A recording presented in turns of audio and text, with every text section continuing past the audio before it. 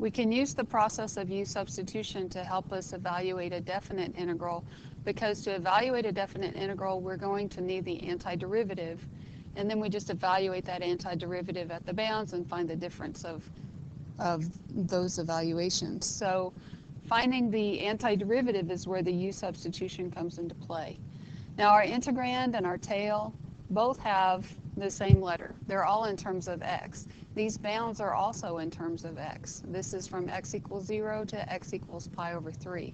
So when I change my integrand and my tail to be in terms of u, then these bounds also have to change to be in terms of u. So it's just one more little step. But as far as the u substitution goes, it's the same process.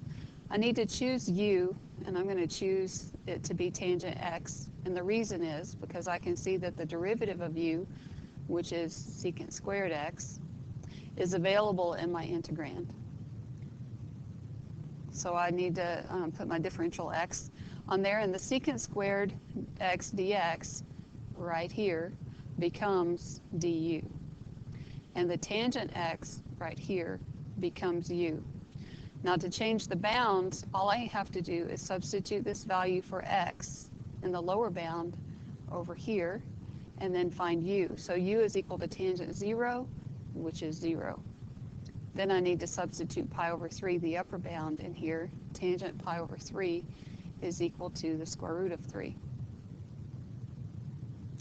Now it's as simple as integrating this, which would be add 1 to the power, divide by the new power, and then not plus c, but evaluated at these u bounds.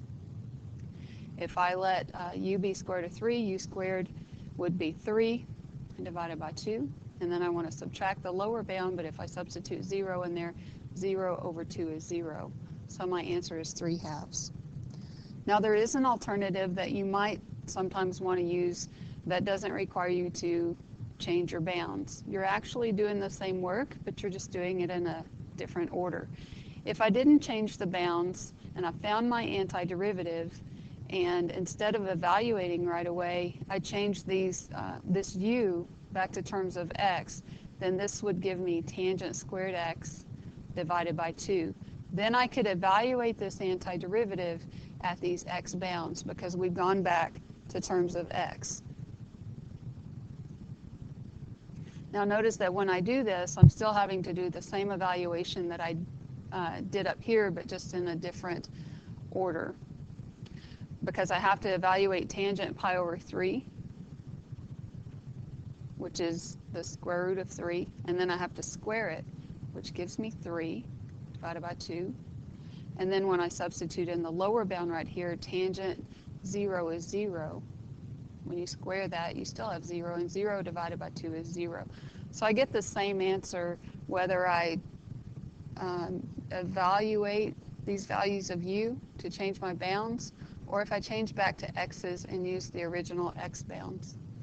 You should be comfortable with both ways.